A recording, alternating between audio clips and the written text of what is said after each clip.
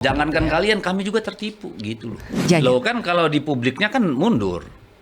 Ya, tapi kan dengan konteks yang kita pahami, saya menyimpulkan besar kemungkinan dia diminta mundur, bukan mundur. Jadi ini analisa Bang Deddy, Oh iya dong. bukan informasi orang Ya, dalam informasi nih. lah. Kita dari mana tahu kalau nggak informasi? Oke. Cuma kita ngarang-ngarang. Makanya, Saya ini Bang pejabat Deddy. publik loh, nggak mungkin ngarang-ngarang. Kalau Ibu Mega ini kan orangnya unik ya. Beliau bukan pendendam. Tapi tipikal kalau sudah merasa cukup, enough is enough, ya sudah, lu gua Kita saling titip. Kalau gua yang diambil duluan, lu urusin anak gua ya. Kita berkomitmen bahwa kita akan katakanlah mendukung pemerintah ini sampai akhir periode, kecuali yang didukung tidak mau lagi. Kan itu aja.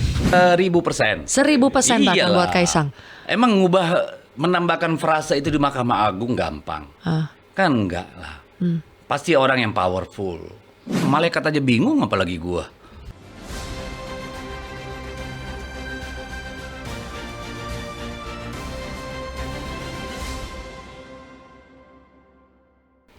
Halo teman-teman, ketemu lagi di podcast Si Paling Kontroversi. Kali ini saya, Zilvia Iskandar, sudah bersama dengan sosok yang ngegas di mana-mana. Makanya kita kasih nama Si Paling Ngegas, Bang Deddy Sitorus, politikus PDI Perjuangan, anggota Komisi 6 DPR RI, dan kepilih lagi ya Bang? Yes. Apa kabar? Alhamdulillah, puji Tuhan. Baik. Puji Tuhan. Apa kabar Bang Deddy? Baik ya? Saya si paling kalem. Tapi nggak pernah nolak kalau diajak ngegas. Wih, gitu aja. lu gas gue sambut gitu ya Bang ya. Yoi. Tapi kalau ngelihat Bang Deddy ini kalau tampil di talk show manapun, seperti di kontroversi kemarin yang kita bahas soal beragam kebijakan di akhir masa jabatan Jokowi, tetap ngegas ya Bang di akhir-akhir, padahal kirain udah kalem Nah, gitu. saya yang suka bingung gitu. Karena orang nganggap ngegas. Bagi saya bicara fakta. Aku cuma meletakkan itu supaya publik bisa menilai. Ya kalau soal intonasi itu bawaan lahir ya. itu mungkin katanya udah genetika lah, bukan kodrat. Udah genetika ya. Anak Medan, anak Siantar, anak orang Batak ya pasti bicaranya kayak begitu. Oh gitu ya. Iya. Kecuali dia sudah lama di luar gitu ya. Kita ini kan Batak tembak langsung. Jadi nggak lewat Medan dulu, kita langsung tembak Jakarta. Ini produser-produser di sini Batak semua nih. Batak semua, gerobak Ini pasir dong. Batak semua di Gerombolan sini. Batak payah diusir ya. Wah itu. Oke. Tapi boleh tahu nggak Bang Deddy, siapa lawan debat lu yang paling so far menurut Bang Deddy tuh paling nyebelin? Ada gak? Paling nyebelin itu kalau apa namanya ya, kalau bagi saya namanya debat sudah pasti ribut dan gaduh, namanya juga debat. Kalau dia adem-adem namanya dialog toh. Tetapi yang paling menyebalkan itu kan kalau apa namanya ya, seolah-olah itu satu arah. Jadi kan harusnya kan kalau ketika kita bicara kita kan menyerap gitu ya, lalu merespon gitu dan tidak baperan. Nah, tapi kalau udah sampai baperan gitu ya itu agak males kita. Jadi nggak mengedukasi juga gitu. Jadi kadang-kadang pun kita terbawa juga. Karena apa? Karena kita kan juga manusia. Politisi ini juga manusia. Gitu yang masih loh. punya rasa sakit ya Bang ya. Tapi nggak mau sebut nama ya. Nggak usah lah ya. Nggak Kan usah publik lah. bisa melihat sendiri. Oke, tapi bener gak Bang Deddy belakangan itu sering ngegas, terutama sejak putusan MK. Kita bicara putusan MK dulu. Kalau dilihat apa namanya jejak digital, dari dulu karakter saya memang begitu. Jadi orang menganggap ngegas. Karena apa? Mungkin budaya kita pakemnya kan pakem yang lemah lembut dengan keris di belakang lalu nikam. Kalau saya kan Wih, apa adanya. keris Ya, di kalau belakang saya apa kemudian yang nikam. adanya ya saya bicarakan gitu. Yang orang mungkin menahan lidah. Kalau saya kan enggak. Ya apa adanya seperti ya hitam putih aja. This is what I think gitu loh. Ya terserah lu suka apa enggak ya itulah. Tanpa ada maksud itu kalau saya sih menyerang, tapi ya itu faktanya begitu menurut saya gitu loh. Jadi dulu membela Jokowi juga gitu. Nah. Ya, jadi bukan setelah putusan 90. Dulu saya juga kalau udah lawan siapa aja deh yang mengkritik Jokowi misalnya kan sama aja. Jadi bukan gara-gara itu. Sekarang aneh gak Bang Deddy berada di, dulu kan kalau ada yang mengkritik Jokowi, abang bela habis-habisan nih Jokowi. Sekarang abang berada di posisi yang mengkritik Jokowi. Aneh gak rasanya Bang? Ya tentu saja aneh. Tentu saja aneh. Tapi karena dia melalui sebuah proses yang cukup panjang, itu kan mau nggak mau mempengaruhi kita kan. Akhirnya kita bicara apa adanya secara lugas. Kalau dulu kita katakanlah harus pintar-pintar ngebungkus gitu ya. Lalu katakan menarasikan. Kalau sekarang ya lugas saja gitu ya. Walaupun ya terus terang mungkin sebagian orang tidak nyaman, tapi ya this is who I am gitu. Kalau Akhirnya bisa menjadi diri sendiri nih setelah ya harus. menjadi pengkritik. Kalau nggak kan jadi lucu. Dulu waktu saya bela Jokowi juga sama, saya kira apa yang dikatakan orang kalau itu salah menurut saya dan saya punya argumen ya pasti saya lawan dengan cara yang sama. Sekarang saya mengkritik beliau, jadi nggak ada yang berbeda sebenarnya. Oke. Cuma dulu dalam posisi apapun kita tetap harus bela Jokowi. Kalau sekarang ya apa yang menurut kita tidak benar atau tidak lurus ya kita harus katakan. Oke. Gitu. Aku ingat kata-kata Bang Deddy, aku lihat di TikTok ya, Bang Deddy pernah mengatakan begini. Kalau Bu Mega dengan Pak Prabowo itu tidak ada masalah lah. Yang masalahnya itu dengan Pak Jokowi karena Jokowi ini seperti sudah membakar rumahnya sendiri.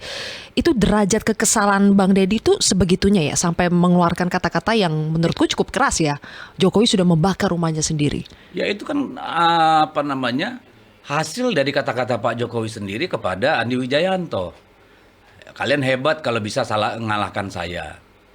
PSI akan masuk parlemen. PD Perjuangan suaranya akan turun. Lalu Ganjar akan kalah. Which mean kalau menurut saya bakar rumahnya. Kan itu aja. Supaya publik gampang menangkapnya. Apa sih artinya itu? Itu kan artinya dia bakar rumahnya. Kalau saya sih sederhana aja. Maksudnya melakukan sesuatu yang merugikan tempat asalnya ya, Bang? Tempat di mana dia tinggal, dibesarkan, ya, dilindungi. Ya. Jadi sakit banget gak tuh, Bang? Saya kira siapa yang dibilang? Tidak ada Adi Praitno yang bilang kan. Tidak ada yang lebih sakit dari perang saudara. Which is kita harus move on kan. Nah, makanya kita nggak sabar nih nunggu Oktober. Apa? Supaya history end. Kan gitu. Yakin bakal end. Kan Pak Prabowo slogannya melanjutkan.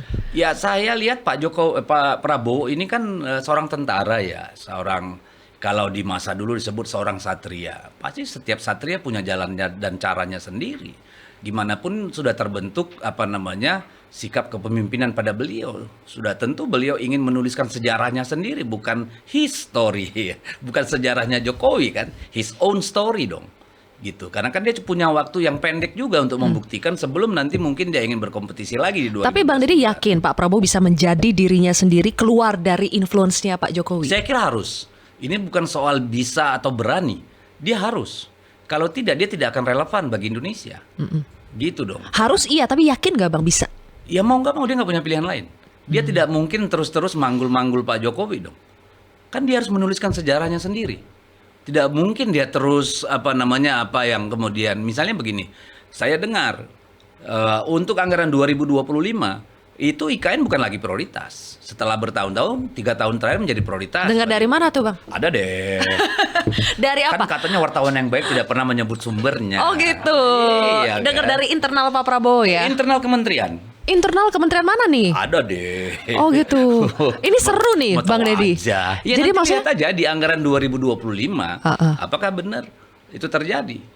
Ya kan kita kan harus cek fakta nanti dengan realita. Tapi yang saya dengar begitu. Kenapa? Karena untuk program makan siang aja itu anggarannya kan besar sekali. Ya kalau harus dibagi-bagi lagi dengan IKN. Dengan IKN, ya tentu kesulitan Pak Prabowo. Ruang fiskalnya kan terbatas. Gitu loh. Jadi kemungkinan besar di pemerintahan Pak Prabowo IKN tidak jadi prioritas. Most likely. Most likely. Yang kami dengar. Dan sudah sepantasnya begitu. Oh gitu. Karena setuju ya IKN tidak jadi prioritas. Bukan soal prioritas. Karena keterbatasan. Sementara kan sejak awal Pak Jokowi mengatakan bahwa IKN ini tidak akan membebani APBN. Ya, itu majoritinya akan dari investor. Sampai hari ini kan investor asing satu pun kan nggak ada, zong semua. Jadi kan masih membebani APBN. Yang dulu katanya 20-30%, saya nggak tahu sekarang sama bakal ke depan. segera katanya Ya, Bang. ya segera itu sudah hampir 3 tahun omong kosong kan. Jadi segera kapan lagi kita nggak tahu. Nah sekarang kan Pak Prabowo harus milih. Gua bawa program Pak Jokowi atau program gua sendiri. Nah itu tadi. Antara his story dengan my story, mana yang lebih penting bagi Pak Prabowo? Kan dia harus memilih. Jadi, karena kan anggarannya terbatas. Menurut Bang Deddy, Pak Prabowo akan realistis pada saatnya nanti. Kalau menurut saya pasti, karena sejatinya begitulah pemimpin. Dan yang saya tahu karakter Pak Prabowo ya begitu. Tidak ada yang bisa mendikte. Ya, kalau sekarang dia masih merasa punya katakanlah obligasi sama Pak Jokowi, kan nggak mungkin sepanjang dia memerintah terus merasa terhutang kan. Utang dia kan sama rakyat yang milih dia. Bang, ngomong-ngomong soal IKN, bener yang Bang Deddy dengar, Pak Bambang, kepala otorita IKN itu dipaksa mundur dari jabatan. Sederhana aja. Orang biasanya kalau mundur itu, bahkan di perusahaan kecil, itu ada notis 1 bulan sebelumnya toh, baru disetujui segala macam. Ini kan hanya 1-2 hari sebelum diterbitkan kepres pemberhentian. Jadi artinya kan ada situasi genting yang memaksa. Nah, kalau kita lihat lagi konteksnya, ternyata kan target utama Pak Jokowi itu kan 17 Agustusan di IKN. Rencananya mengundang 8.500 orang. Sekarang harus di downsize jadi 1.500 orang saja. Karena apa? Fasilitas pendukungnya, ekosistemnya belum terbentuk. Hotel cuma ada 1, kapasitas 190 kamar. Gimana mau ngundang 8.500 orang? Masa semua di tenda? Kan nggak mungkin. Jalan tol yang katanya akan selesai pada bulan Juni misalnya begitu. Sekarang kalau melihat hitungannya, itu hanya selesai 1 ruas, itu pun fungsional. Fungsional itu artinya belum diaspal. Mungkin hanya sirtu atau agregat yang sebelum masuk ke tahap pengaspalan. Nah, bandaranya yang harusnya itu mempermudah mobilisasi orang, itu ternyata hanya bisa didarati 1 pesawat. Hanya runway, tidak ada sisi daratnya, tidak ada bangunan terminal atau apapun itu misalnya gitu. Jadi kan semua masalah-masalah ini sulit rasanya mengejar. Ya. Kaitan dengan mundurnya kepala IKN? Ya kan dia dianggap tidak memenuhi targetnya. Tapi kenapa dipaksa mundur? Kenapa tidak Karena kalau pecat saja? menurut yang saya dengar, ada salah satu menteri yang bilang ini harus di penyelamatan ekstrim, nah, kira-kira gitu. Apa tuh? Ya harus sangat ekstrim. Karena kalau tidak diubah, diganti model pendekatan pengerjaannya, tentu nggak akan bisa jalan dengan orang yang sama. Makanya mungkin kemudian dipilih Pak Basuki, kan kira-kira seperti itu. Tapi kenapa yang lama disuruh mundur? Kenapa tidak diberhentikan saja, Bang, kalau misalnya memang ada masalah dengan kinerjanya? Loh kan kalau di publiknya kan mundur. Ya, tapi kan dengan konteks yang kita pahami, saya menyimpulkan besar kemungkinan dia diminta mundur, bukan mundur. Jadi ini analisa Bang Deddy, Oh iya dong. bukan informasi orang dalam informasi nih. lah. Kita dari mana tahu kalau nggak informasi? Oke. Cuman kita ngarang-ngarang. Makanya Saya ini Bang pejabat Deddy, publik loh, nggak mungkin ngarang-ngarang. kalau berdasarkan informasi Bang Deddy, kenapa dipaksa mundur, kenapa bukan diberhentikan saja kalau misalnya memang Ya kinerjanya sudah lah, secara bermasalah? publik kan diberhentikan, kita terima aja lah diberhentikan. Citranya akan lebih baik ya Bang kalau Iya kan kalau mengundurkan diri daripada kalau diberhentikan. mengundurkan diri kan kesannya itu adalah sebuah proses di mana ada orang menyerah karena nggak sanggup, kan gitu. Kalau yang terpublikasi ke publik adalah terjadinya kesemrautan, below target, itu kan akan membuat biar orang tidak panik, biar trust terhadap IKN-nya tetap tinggi. maybe. Who knows? Maybe kan udah dapat informasi orang dalam Bang Deddy. Saya kan tidak menyimpulkan, saya hanya menyampaikan. Oke, itu soal IKN ya. Kita mulai dari ini juga Bang Deddy, soal putusan MA yang semalam kita bahas juga di kontroversi ya. Singkat cerita Bang Deddy, putusan MA yang akhirnya menggeser sedikit itu soal syarat calon kepala daerah yang terhitung 30 tahun, awalnya itu pada saat penetapan calon, sekarang jadi pada saat dilantik, itu buat siapa Bang? Nah kan, ini kan pertanyaan yang sebenarnya ngulang-ngulang sampai kita malas. Nanti kita dituduh fitnah lagi. Berapa banyak sih orang yang akan diuntungkan dengan keputusan itu? Kan ini berlaku buat semua Bang. Ya, tapi berapa banyak orang, saya tanya, berapa banyak orang yang bisa mengambil kesempatan itu? Pada umur 30 tahun, nyalon gubernur DKI. Coba, nanti kan kita bisa lihat. Kalau orang biasa tidak realistis ya Bang? Hah? Ya, sangat Kenapa? tidak Kurang modal? realistis. Nggak mungkin lah. Ya, kan inilah kesulitan kita ketika undang-undang bisa dibengkokin sedemikian rupa untuk mengakomodir keinginan. Keinginan Ini siapa? dampak dari hilirisasi ini. Jadinya keinginan siapa nih Bang? Ya, nanti kita lihat bulan Agustus siapa yang daftar. Semalam kan Bang Deddy udah bilang buat Ya, makanya Kaisang. saya ngapain ngulang-ngulang, capek Iya. gua. Daripada panjang-panjang Dikira gua langsung nanti sebut nyinyir lagi. aja. Jadi menurut Bang Deddy ini udah obviously 100%. 1000%. 1000% bahkan Iyalah. buat Kaisang. Emang menambahkan frasa itu di Mahkamah Agung gampang? Ah. Kan enggak lah. Pasti orang yang powerful. Pasti group of people who's very powerful kan untuk ngubah frasa itu. Karena undang-undang itu sudah ada dari tahun berapa? Ya toh? Sudah 2 kali mengalami perubahan. Termasuk PKPU-nya nggak pernah tuh ada yang memaksa itu. Karena kan original intentnya kan memang supaya gubernur itu atau wakil gubernur itu karena dia lebih tinggi daripada wali kota maupun bupati, ya dia kan harus punya kecakapan, kematangan emosional, pengalaman, gitu kan, mengelola konflik, mengelola satu birokrasi yang kompleks, gitu-gitu. Kan nggak bisa orang tiba-tiba umur 30 ada duit lu nyalon aja situ, nggak pernah ngalamin mengelola budget, gimana, mengelola birokrasi seperti apa, mengelola politik seperti apa. Kan gitu dong. Itu kan original intentnya. Maka dibatasi dengan pertimbangan bahwa di umur 30, orang kalau sudah selesai kuliah di umur 21, 22, ya toh, berarti kan dia punya 8 tahun mematangkan diri. Mungkin dia jadi anggota DPRD, mungkin dia jadi kepala daerah, kabupaten atau kota, baru lompat ke gubernur gitu loh. Tapi kan Kaisang tinggal berapa bulan lagi memang Bang untuk nyampe umur 30. Nah kan kamu yang nuduh Kaisang, saya kan nggak bilang Kaisang. Ih, udah di mana-mana Bang Deddy bilang Kaisang. Tapi Bang Deddy, kan Pak Zulhas ya sudah bilang, Jokowi bilang ke Pak Zulhas bahwa beliau melarang Kaisang untuk maju di Lah, Pilgub. dulu juga waktu Pak Gibran, Jokowi kan juga bilang begitu.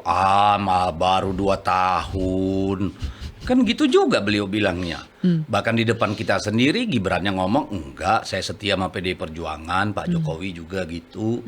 Ya toh? Jadi Akhirnya yang maksudnya terjadi, nggak bisa dipercaya omongan itu Bang? ya terserah Anda kalau masuk percaya, saya enggak. Jangan dibalikin dong. Lah. Ngasih contoh Gibran berarti nggak percaya dong dengan omongan itu sekarang. Tugas saya memberikan fakta, tugas Anda menyimpulkan kan gitu. Enggak, yang menyimpulkan, yang nonton aja Bang, yang nonton aja. Ya bantu pendengar untuk penonton untuk Oke. menyimpulkan lah. Ada yang menarik nih, kalau Prof Mahfud pas keluar putusan MA ini, Prof Mahfud bilang saya mual lihat putusan MA ini. Kalau Bang Deddy apa Bang? Kita tanya ke Refli Harun di off air, Bang Refli bilang saya bukan mual lagi, muak. Nah, kalau Bang Deddy? Muntah ya, muntah Refli. Kalau gua pikirin suka-suka lu lah, emang gua pikirin gitu loh. Udah sekarep mula. Ya udah suka lu aja. Gua Kenapa? nunggu Oktober Kenapa, Bang? gitu aja, udah. Udah capek Bang? Lo sekarang siapa yang bisa menghalangi? Heeh. Coba, sekarang kita katakanlah menggugat itu. Orang bilang udah selesai, ngapain sih lu move on dong? Kan kita lagi yang jadi tertuduh. Ya udahlah sakarepmu aja kalau gua sih. Terserah aja. Kalau memang elit-elit politik di negeri ini tidak punya katakanlah kepekaan konstitusional, kepekaan pengelolaan kekuasaan, ya silakan, itu takdirnya negara ini. Buat apa saya stres sendiri mikirin itu? Ya silakan aja. Tahu waktunya tinggal berapa bulan? Bang, kan banyak yang menganalisa aja bahwa keputusan MA sebelumnya MK itu demi mengakomodir kepentingan dinasti politik Pak Jokowi. Ini lagi rame nih Bang Deddy, karena di salah satu podcast kan dibahas nih soal dinasti politiknya Pak Jokowi. Kemudian ada host salah satu podcast yang ditanya pendapatnya soal dinasti politik Pak Jokowi, dan jawabannya adalah Asian values, human right.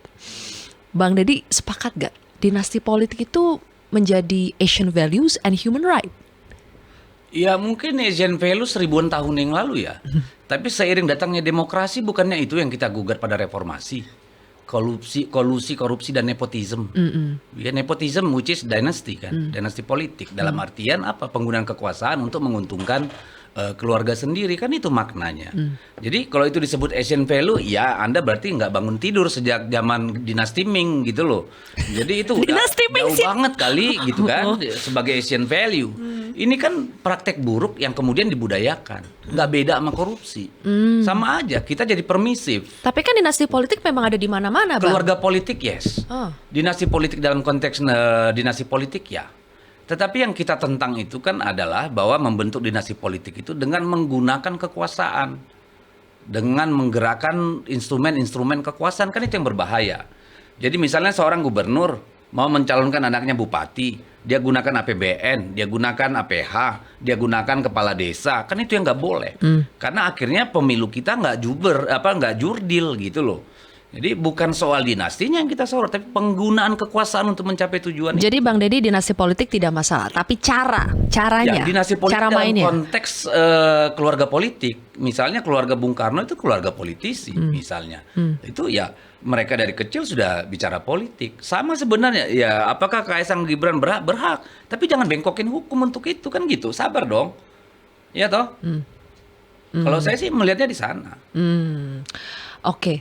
Apa yang terjadi pada saat Rakernas PDI Perjuangan, Bang? Karena kan sebetulnya publik menanti ada sikap tidak ya yang akan dikeluarkan oleh ketum soal arah politik di pemerintahan baru Pak Prabowo. Tapi ternyata nggak ada kejutan tuh, Bang. Loh, Landai-landai belum saja. menyampaikan sikap politik juga kan arah politik. Oh, Iya itu taktik juga ya, Sejak Bang? kapan arah politik cuma ada seperti yang diinginkan orang? Kita kan punya pemikiran sendiri dong.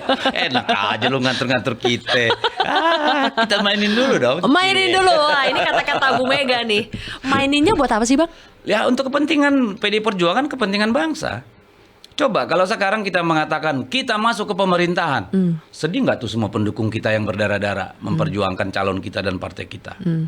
Terus bagaimana harapan kelompok-kelompok pro demokrasi akan adanya check and balances? Kan gitu. Terus kalau kita mengatakan kita di luar sekarang juga, lah ini pilkada masih depan mata. Investor juga melihat apakah nanti pemerintahan ini stabil apa enggak, which is nggak mudah gitu loh untuk menentukan sikap sekarang. Apalagi ketika pengaruh Pak Jokowi masih cukup kuat terasa karena dia masih sebagai presiden kan. Jadi memang tidak ada urgensi untuk kita bersikap secepat itu. Karena banyak hal yang harus kita kelola. Misalnya ini kita kan menghadapi pilkada. Kita perlu konsolidasi dengan cepat. Karena apa? Karena kan kekuasaan di tingkat daerah itu perlu untuk melaksanakan program-program partai. Untuk ngurus rakyat kan gitu. Kalau itu terganggu gara-gara sikap kita A atau B kan juga nggak bagus buat kita. Ini kan partai politik. Ya. Dia harus hidup sepanjang negara ini ada gitu. Jadi Bang, kalau misalnya PDIP itu firm mengatakan di luar pemerintahan, itu bakal kebrutalan yang terjadi di pemilu 2024 itu bakal mungkin terjadi lagi di pilkada. PDIP bakal diganggu-ganggu lagi. Banyak yang berpendapat seperti itu, dan banyak teman-teman kita di daerah itu bilang mereka mikir-mikir untuk nyalon lagi kalau misalnya ini dengan politik uang, politik bansos seperti itu. Lalu intervensi kekuasaan, penggerakan kepala desa, segala macam itu masih terus terjadi. Kan buang-buang umur, bukan buang-buang duit. Kalau duit masih bisa dicari, umur kan nggak bisa dibeli lagi gitu loh.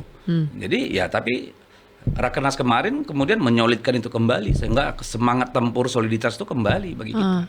Tapi benar gak Bang, banyak petahana kepala daerah yang ragu atau malah menolak untuk maju lagi karena takut tadi diganggu-ganggu secara kan tadi hukum. saya udah bilang, saya udah sebut itu. Tapi kemudian kan di Rakernas kita menyatukan frekuensi kembali kan, membangun kepercayaan diri kembali. Jadi benar ya, ketakutan itu sempat ada ya Bang?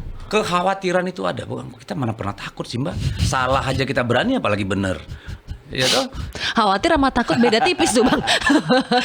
Itu tadi bercanda. Kalau salah ya kita ngaku salah lah, masa berani-berani kan. Oke. Kita nggak kayak yang satu itu kan. Aduh, yang satu itu siapa sih Bang? Yeah. Oke lah. Oke, tapi yang menarik juga di Rakernas kan begini ya Bang, meskipun kata Bu Mega kita mainkan dulu, ada juga pernyataan yang menarik yang keluar dari Mbak Puan. Minta maaf atas kelakuan kader PDI Perjuangan yang tidak menjunjung etika. Itu maksudnya siapa Bang? Ya, saya kira nggak usah saya jelaskan lagi kan. Banyak tuntutan dari masyarakat sipil, dari kalangan akademisi, budayawan, dari kalangan prodem, bahwa di pemilu kemarin kan memang terjadi penggunaan kekuasaan yang eksesif lah, kan kira-kira seperti itu. Dan di Tenggarai itu dilakukan oleh, ya kan kira-kira seperti itu kan. Ya untuk itu kita minta maaf sama rakyat Indonesia. Kenapa tidak mau disebutkan? Itu khawatir atau Capek takut? bolak-balik. Oh, capek. Nah, kan udah tahu juga semua masyarakat udah tahu. Ngapain sih gua ngulang-ngulang cari masalah? Masalah udah banyak. Tapi Bang, ada anggapan juga kalau penguasa atau Presiden Jokowi disebut langsung jadi begitu ya karena PDI Perjuangan juga. Kata siapa? Oh, banyak yang mengatakan, bahkan akademisi Ya. juga mengatakan mereka juga ikut ambil bagian karena Loh, selama iya. ini mengangkat seolah-olah mendewakan Presiden Siapa Jokowi. yang tahu bahwa belokannya bisa setajam ini? Jangankan saya. Saya pernah bilang malaikat aja bingung apalagi gua. Bukannya malaikat juga tahu ya? Itu Nggak judul semua lagi. juga kali. Hati orang siapa yang bisa menduga, Mbak? Ya kan kemudian kan kita runut-runut. Ternyata itu kan setelah penetapan MK 2019, pikiran 3 periode itu udah ada. Ternyata kan belakangan baru kita sadar, oh my God, kita juga kok gitu ya kan? Oh, kita kan di branding seolah-olah kan PDI Perjuangan ini ngerecokin, nekan-nekan, mempengaruhi, nyetir segala macam. Mintanya tugas banyak. partai. Ya Allah, Ibu Mega itu pernah presiden, paham penting, paham betul bagaimana mendudukkan seorang presiden.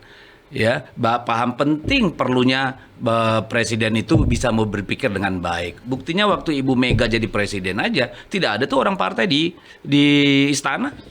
Menseseknya birokrat. Mensekapnya juga sama. Jadi paham betul gitu. Tapi kan kita dibuat entah siapa yang menarasikan ini. Saya curiga si Om itu juga gitu loh. Seolah-olah nih yang recokin terus nih PDI Perjuangan gitu kan. Padahal ya silakan rakyat menilai sendiri. Oh. Jangankan kalian, kami juga tertipu gitu loh. Terus Bang Deddy, sekarang kan yang ramai juga adalah Sekjen PDI Perjuangan, Mas Hasto, yang dipanggil Polda Metro Jaya, pekan depan mau dipanggil KPK. Pokoknya setiap mau ada kontestasi politik, isu Harun Masiku muncul lagi.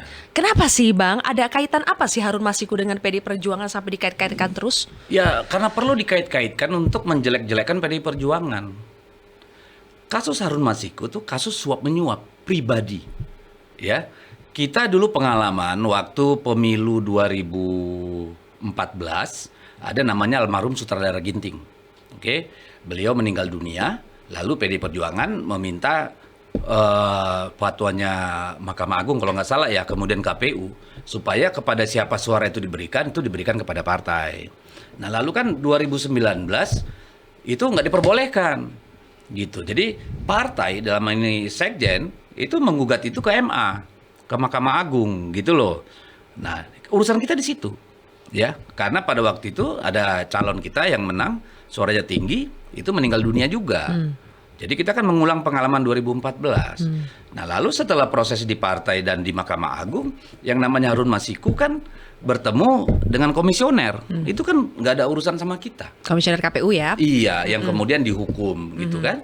Nah, lalu itu juga aneh kan, proses mereka suap menyuap itu terjadi pada tahun sebelumnya, baru ditangkap kan setelah kegiatan mereka suap menyuap itu terjadi beberapa bulan, 6 bulan mungkin 7 bulan setelah kejadiannya. Pada waktu itu kan kita kebetulan mau rakernas ya kalau nggak salah. Kan biasa kalau PDI Perjuangan ada acara-acara besar selalu ada aja kasus kan. Seperti itu.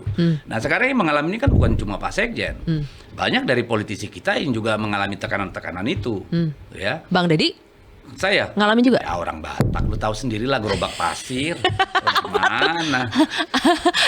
Loh saya Apa tuh? Itu orang Batak tadi gak ngerti. gerombolan Batak pengen diusir. Jadi ya saya gini aja. Sepanjang saya memahami bahwa yang saya lakukan benar ya saya jalan. Apapun resikonya kan seperti itu, ya. Dan Sekjen juga seperti itu. Bahkan kita udah saling titip. Kalau gua yang diambil duluan, lu urusin anak gua ya. Kita udah begitu karena udah seperti itu situasinya gitu. Itu candaan Sama. aja atau Oh, enggak, titipan? it's serious. Serius We Bang? mean serious.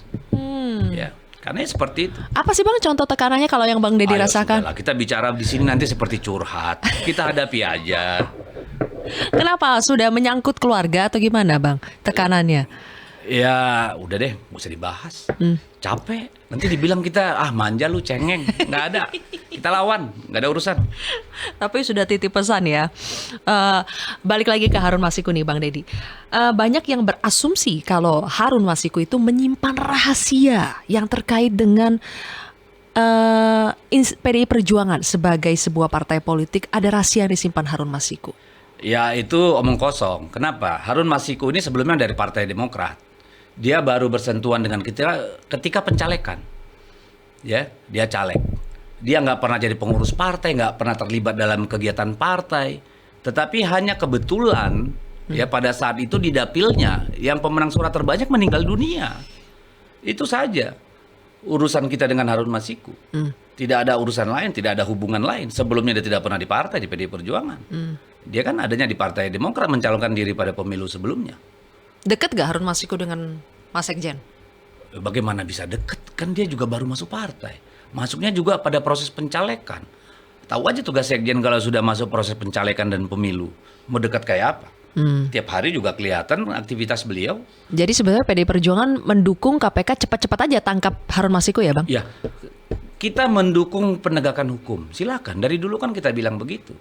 Makanya ketika KPK manggil Mas Hasto, dia katakan saya mengkhianati Bu Mega kalau sampai nggak datang panggilan KPK. Yang mendirikan KPK Ibu Mega, didirikan zaman Bu Mega. So what? Gitu loh. Tapi merasa ini adalah upaya kriminalisasi gak Bang? Ya banyak orang berpendapat seperti itu. Tapi kan KPK bilang ada informasi baru. Ya kita lihat saja benar nggak ada informasi baru. Ya silakan. Kita kan nggak mau berandai-andai. Soal hukum itu kan pasti ada 2 alat bukti, silakan jalan prosesnya kan gitu. Ngomong-ngomong soal KPK nih Bang, ada penyesalan gak sih waktu itu mendukung revisi Undang-Undang KPK? Karena banyak dikaitkan sekarang. Itu bagian dari yang tadi, jangankan kalian, kami pun tertipu.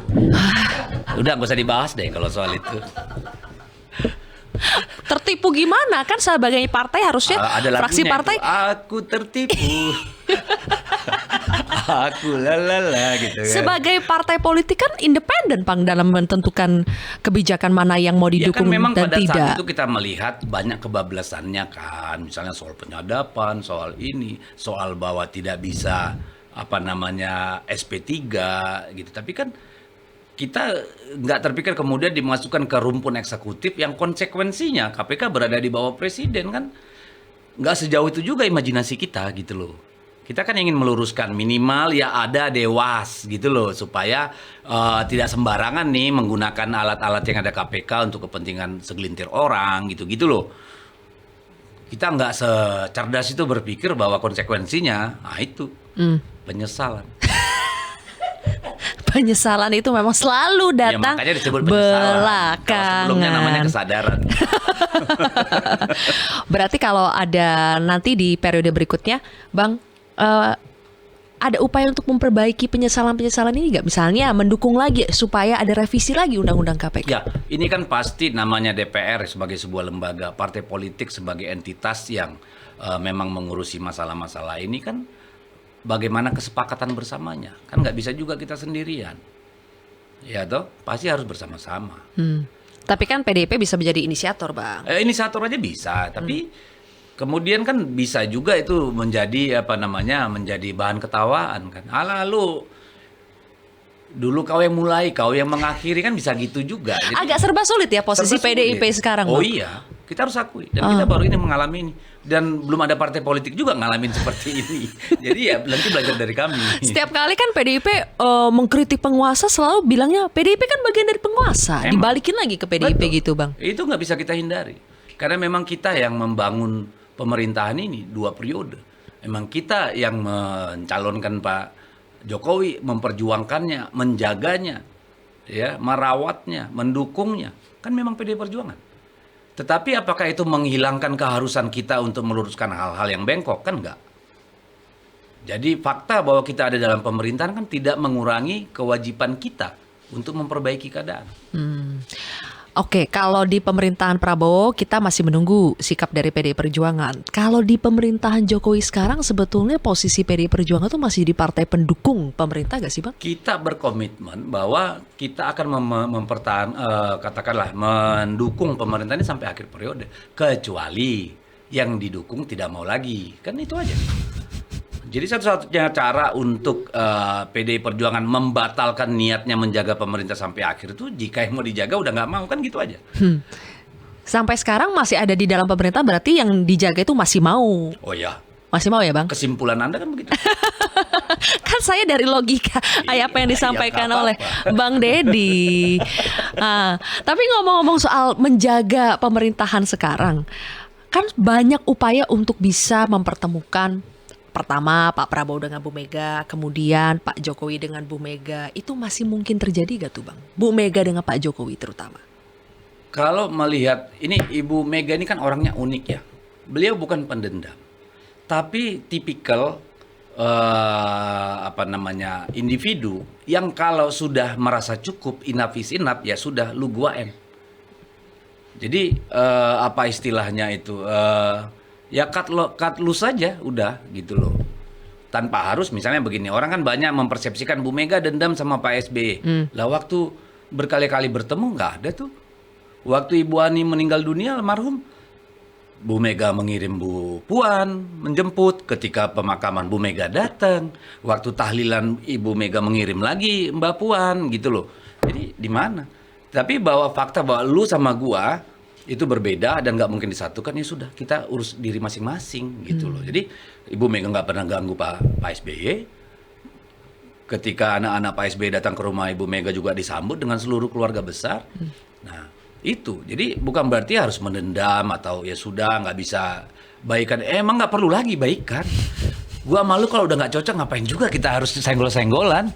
Kita ambil jalan masing-masing aja gitu loh. Jadi sekarang udah ambil jalan masing-masing ya Bang? Iya, sejauh ini begitu pemahaman saya. Udah dalam tahap lu gua N itu ya? Iya, sepertinya begitu ya, agak sulit ya. Tidak ada jalan untuk... Bedanya kan kalau Pak SBY itu kan menteri kesayangan Ibu Mega dulu, ketika ditanya bilang enggak, lalu ternyata Maju. Sebaliknya kan gitu. Ya itu ya sudah ya, gua udah nggak bisa percaya lu nih ya, kita berdua ya selesai kan gitu. Tapi secara pribadi kan nggak ada masalah gitu ya. Ya kalau Pak Jokowi ini anaknya sendiri gitu loh. Dan Pak Jokowi kan dalam berbagai kesempatan bilang itu ibu saya, bla bla bla. Ternyata seperti ini kejadiannya. So menurutmu mungkin nggak kita baikan? Jadi sakitnya beda gitu Bang? Kalau Bukan sakit, tapi kalau ya sama sudah anak lah. sendiri tuh sakitnya beda? Sudah, cut loose lah, udah gitu. Tidak ada jalan untuk kembali Bang? Ini judul lagu gak? Ya Jalan itu kan untuk kembali? kalau soal jodoh, pertemuan, perpisahan itu kan Tuhan yang menentukan ya. Jadi gue mau bilang apa ya? Bijak sekali Bang Deddy, Bang Deddy. Tapi apakah dalam tanda kutip jalan untuk balas dendam itu akan dilakukan di pilkada? Misalnya sudah banyak nih Bang yang kita akan kirim Ahok untuk melawan Bobby di Sumatera Utara. Nggak gitu juga konteksnya kali. Gimana tuh konteksnya? Masa kita berkontestasi pemilu untuk membalaskan dendam? Enggak dong. Kita merebut kekuasaan itu untuk ngurus rakyat, bukan untuk perang-perangan sama orang yang nggak ada gunanya. Capek banget kita. Jadi kalau konteks Medan itu kan ketika itu kan namanya upaya politik untuk membangun satu narasi perbedaan gitu kan. Karena yang maju itu kan misalnya kader PDI Perjuangan, lompat partai, lompat gubernur, kan seperti itu ya. Jadi ya. Tapi masih minta rekomendasi ya Bang dari PDI Perjuangan Bobinya? Saya nggak tahu pasti ya. Kabar-kabarnya sih, tapi pastinya saya nggak pernah pastiin. Ini kita nanya langsung sama orang Medan, Sumatera Utara ini Bang. Iya, aku nggak ngerti langsung, ngapain juga gua urusin Bobby gitu ya. Dari Sumatera Utara lagi, kan gua bukan warga Sumut. Gitu. Jadi ya saya nggak tahu dia ambil, tapi dengar-dengar sih kayaknya enggak ya. Ya, waktu itu cuma ada wacana aja. Jadi kemudian dibalas oleh ketua DPD kita pada waktu itu. Kalau saya sih tidak melihat ada apa ya? Enggak deh, enggak ada kayaknya, ngambil formulir juga enggak. Gitu ya. Iya. Orang Golkar tadi katanya mau Golkar terus tiba-tiba pakai KTA Gerindra, kan kita nggak tahu juga, susah ini belokannya. Ini Ferrari bos. Nah, ini bukan angkot. Nah, ada juga begini nih. Katanya Bang Deddy kan mengatakan kalau misalnya Kaisang jadi maju di Pilgub Jakarta, itu mendingan PDI Perjuangan nggak nyalonin atau gimana sih Bang? Iya, saya cuma mau bilang kalau Kaisang maju lalu terjadi peristiwa-peristiwa seperti Pilpres kemarin kan cuma nyampe-nyampein aja kita maju. Ini kan artinya bukan pilkada yang fair. Saya cuma mau bilang gitu. Tapi kan kita nggak tahu Kaisang maju apa enggak, belum tentu juga maju kan. Tapi menurut Bang Deddy kalau Kaisang maju, mendingan PDI Perjuangan gak usah maju Enggak juga lah. di Jakarta. Tahu juga lah. Nggak juga? Mau itu genderuwo maju, kita punya kursi, kita punya niat membangun Jakarta, kenapa juga nggak maju? Itu kan cuma bentuk kekesalan aja. Untuk apa pesimisme melihat ya begini lagi. Ini kan trauma gitu loh. Susah kan? Lu juga kalau disakitin cowok juga trauma, bisa nyalain cowok seluruh dunia juga kan? Semua laki-laki nggak bener, padahal cuma satu yang dosa. Kenapa jadi gue nih? Oke. Tapi Bang, kandidat bakal calon gubernur paling kuat di Jakarta dari PDI Perjuangan siapa sih? Pak Ahok masih mungkin nggak atau ditaruh di Sumut tuh? Semua kemungkinan ada, semua masih dihitung, dipikirkan. Bahkan mungkin ada kejutan, kita tunggu aja. Wah, kejutan lagi bahasanya. Jangan dibahas karena nggak mengejutkan. Sama nanti. kayak Kaisang katanya. Kita tunggu kejutan di bulan Agustus. Jangan-jangan duet lagi PDI Perjuangan sama Kaisang. Yang pasti 17 Agustus ada perayaan ulang tahun kemerdekaan. Di IKN. Yang 1.500 itu. Salah satunya Bang Deddy? Oh, enggak lah. Oke. Kita merayakan 17-an tuh lebih enak di kampung. Ada lomba kerupuk ini. Nonton DJ nyanyi lagi rumah. Menang lagi nih soalnya. Abang tuh hanya sekian kecil dari caleg petahana yang lolos lagi ya Bang? Ya aku belum lihat statistiknya. Brutal gak Bang pemilu 2024 buat Bang Deddy? Hah? Banget. Why? Sampai begitu lagi ngomong banget. Kenapa? Udah. Bahkan kita mikirnya masih perlu lagi nggak ya nyalon, mending modal dipakai buat bikin kafe aja kali ya, atau bikin apa Gojek gitu. Kayaknya habis banyak nih Bang modalnya. Banyak lah, keringat kita habis bayar. Berapa kali lipat dibanding pemilu 2019? Almost 3 times. Almost 3 times. Becek kan? 30M nyampe gak Bang? Hah? 30M nya? Rahasia perusahaan. Mau tahu banget. Langsung ketembak itu kan, siapa tahu 2019 10M, 3 kali lipatnya 30M. Ya, lebih kepada karena begini, karena lapangan itu becek, kan kita harus melakukan banyak penjagaannya.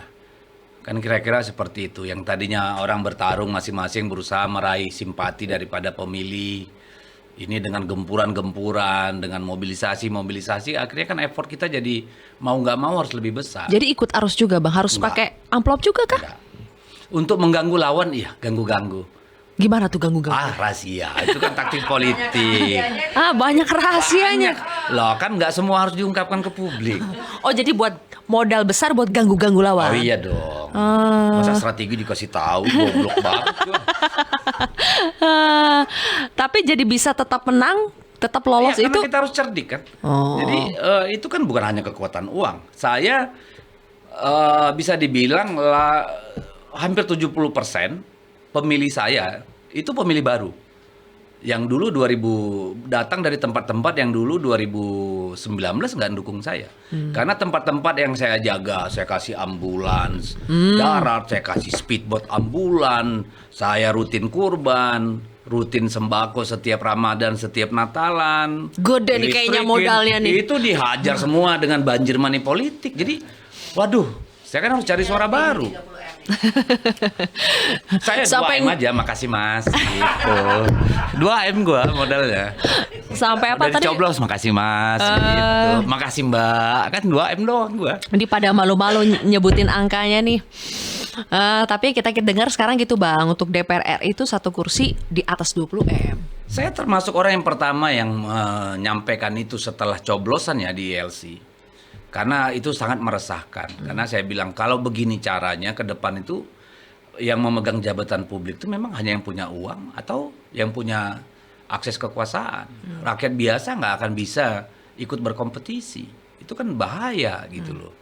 Sangat merisaukan gitu. Jadi Makin bukan soal besar uang yang harus kita keluarkan untuk berkontestasi, tapi ini kan jadi tidak ada level playing field yang sama buat semua orang gitu ya. Tapi tergantung kekuatan amunisi, tergantung aksesnya terhadap kekuasaan. Kenapa money politik kali ini makin subur dibandingkan pemilu sebelumnya Bang? Pertama tentu karena ada tidak ada penegakan hukum yang kuat. Yang kedua karena ada kepentingan dari kekuasaan yang ikut di sana ya. Karena kan kalau kekuasaan itu netral, saya kira hal ini kan sulit terjadi. Karena kan kemarin banyak, terutama di Jawa, ya termasuk di Jawa terutama itu banyak kan pengerahan itu melalui perangkat-perangkat desa, ya melalui perangkat-perangkat pemerintahan, gitu. Jadi itu. Lalu yang ketiga ya memang rakyat lagi susah uang. Jadi kalau kita lihat datanya, jumlah orang Indonesia yang punya simpanan 100 juta ke bawah, itu 80% hilang. Artinya menengah ke bawah ini sedang menderita ketiadaan cash. Karena ada cash dry out terjadi di bawah itu. Makanya setiap kenaikan harga sembako itu mukul banget sama rakyat kita. Nah ketika orang mau ngambil jalan pintas dalam pemilu, money politik, ya mereka sambut. Kalau dulu yang saya tahu, kalau sudah terima bantuan dari caleg ini atau Belum partai tentu ini nggak pilih. akan ngambil yang lain. Loh ini mereka nunggu semua datang. Di dapil saya tuh bisa 5 juta, 6 juta satu keluarga. Panen. Oh, jadi kalau 3 hari sebelum coblosan itu jalanan ramai semua, Mbak, macet. Pasar pagi sore penuh, kafe, rumah makan, warung, hotel semua penuh. Karena kantong lagi penuh ya. Oh, iya, karena uang beredar banyak banget. Ini saya saksikan sendiri. Waduh, ngomong-ngomong soal kesulitan masyarakat saat ini, Bang.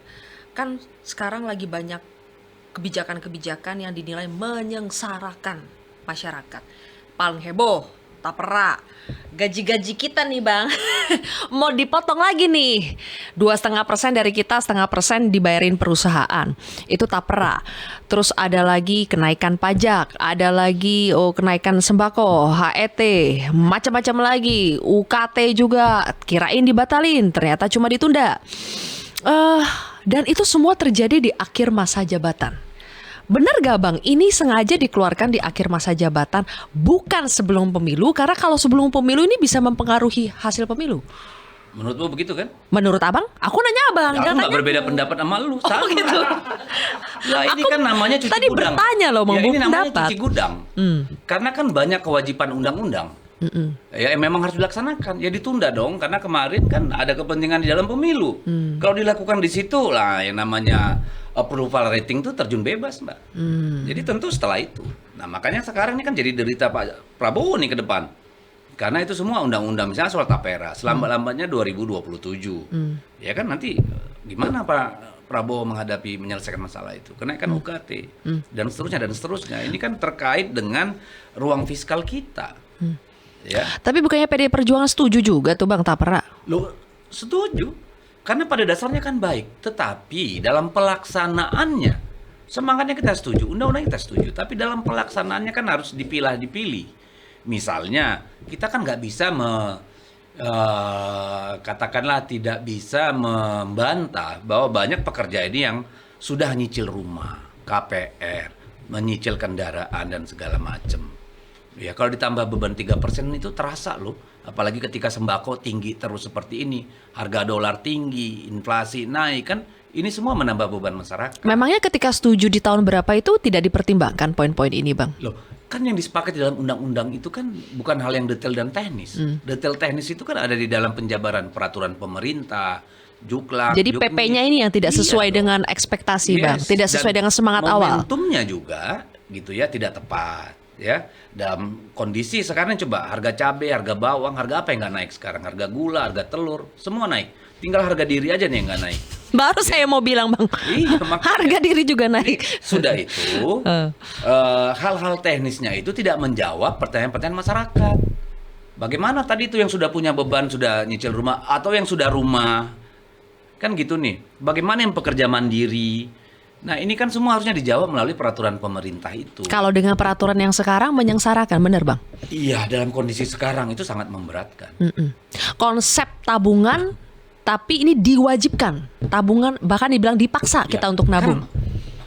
Ini Dan kan belum begini tentu ya. buat rumah kita, nabung untuk rumah orang lain. Iya, logikanya kalau ini ada ekosistem di mana ada uang, ya toh, siapapun yang ingin punya keinginan bangun rumah bisa menggunakan dana yang terkumpul oleh dan diinvestasikan oleh tapera itu, ya toh, yang tidak membutuhkan itu atau yang sudah itu menjadi semacam tabungan, ya toh.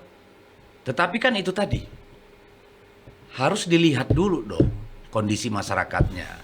Harus ada ekosistem yang dibangun, ada kepercayaan. Ini kan yang kemarin taspennya bermasalah, lalu pensiunan Jiwasraya, sekarang pensiunan Sabri. malah tidak bisa mencairkan yang sudah. Ini kan orang jadi pertanyaan. Ini gimana sih?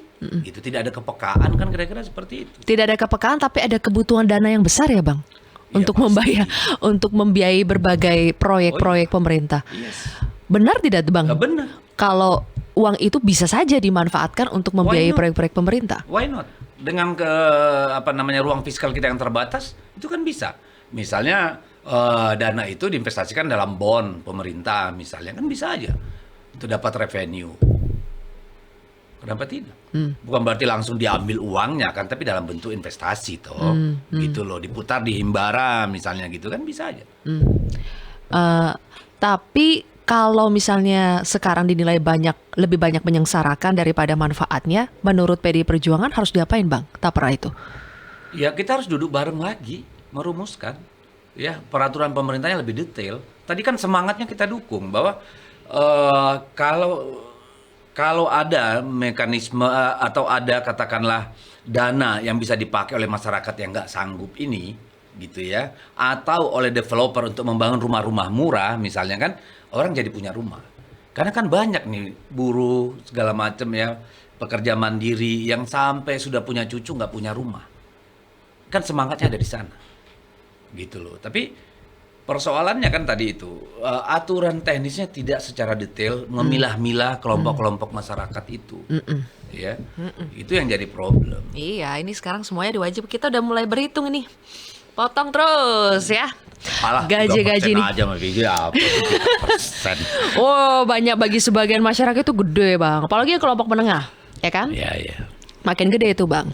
Nah, ada satu lagi kebijakan, kita nggak bisa bahas semua ya, tapi satu lagi nih yang banyak kontroversi juga. PP bahwa pemerintah memberikan izin kepada ormas untuk mengelola tambang. Itu politik akomodatif, politik balas budi nggak sih Bang? Aku setuju dengan kamu. Aku nanya. Iya, saya setuju itu. Karena kan itu tiba-tiba aja muncul.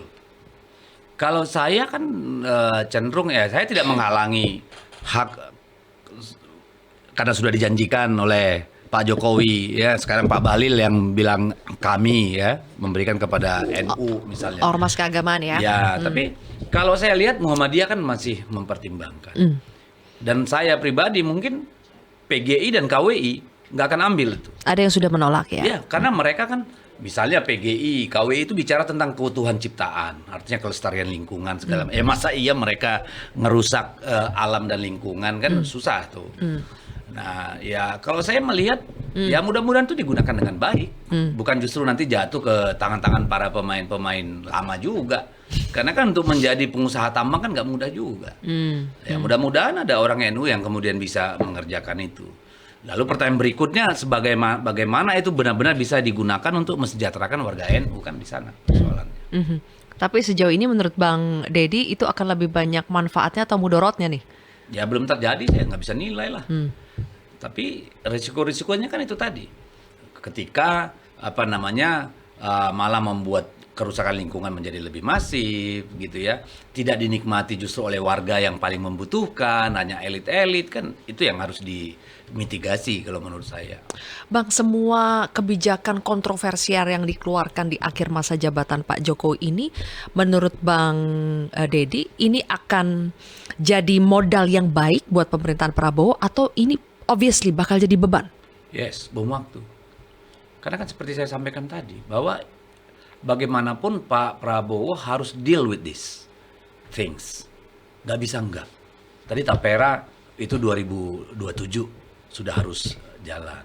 Demikian juga PPN, itu sudah disebutkan di undang-undang, harus naik tiap tahun 2% kan gitu. Jadi semua ini emang harus ditelan oleh Pak Prabowo. Tinggal nanti apakah beliau mengatakan ini gua sanggup atau ya sudah coba bikin kesepakatan politik baru, diubahkah, ditundakah, ya itu nanti tergantung. Itulah gunanya ada mekanisme kelembagaan supaya bisa dibicarakan seturut dengan kondisi yang ada. Oke. Terakhir, Bang Dedi. Alhamdulillah. Ngomong-ngomong soal kesepakatan politik ya. kita ingin memprediksi bagaimana kesepakatan politik antara Pak Prabowo dengan Pak Jokowi ke depan. Kan selama pemilu kita melihat bagaimana mesranya hubungan Pak Prabowo dengan Pak Jokowi, bahkan Mesra ya? oh iya dong, bahkan kan banyak yang mengatakan obviously Pak Jokowi mengendorse Pak Prabowo, bukan Mas Ganjar yang merupakan calon dari PDI Perjuangan. Bakal bertahan lama gak tuh hubungan Bang? Prediksi Bang Deddy. Saya nggak deket ya sama beliau berdua ya, jadi agak susah saya mengamati dari jauh. Kan sebagai Jadi orang harusnya yang nanyanya itu sama orang yang dekat. sebagai Tapi orang yang sudah saya berpengalaman kembali lagi ke yang saya dekat sampaikan dengan Pak tadi. Jokowi. Bagaimanapun Pak Prabowo have to write his own story, ya toh? Dia nggak mungkin bawa history terus ke depan. Itu tantangannya buat Pak Prabowo. Pada titik itu pasti akan terjadi perpisahan secara natural. Oh. Iya dong. Karena misalnya tadi ruang fiskalnya terbatas. Pak Prabowo harus milih 450 triliun ini untuk makan siang bergizi atau untuk IKN. Kan dia harus milih. Karena kan namanya anggaran itu zero sum game. Itu bukan satu kantong yang kantong Doraemon. Dia ambil ke dalam terus bisa masuk, enggak. Kalau Anda ini misalnya 2.500 triliun, kan udah jelas plottingnya, transfer daerah sekian, belanja pemerintah pusat sekian, subsidi sekian. Kan kalau diambil dari alokasi A, otomatis ngurangin alokasi C. Jadi dia mau pilih mana? Kecuali mau nambah utang terus, misalnya kan begitu. Sekarang aja kita bayar bunga utangnya udah 450 triliun. Gimana dong? Mau ditambah terus? Jadi pesan untuk Pak Prabowo harus bisa menjadi dirinya sendiri ya, Saya write percaya his own Pak Prabowo history. akan melakukannya. He have to write his own story. Jangan lagi terus-terus jadi bagian dari history. Gitu. Oke deh kalau begitu. Kita tunggu nanti story-story dari Bang Deddy berikutnya.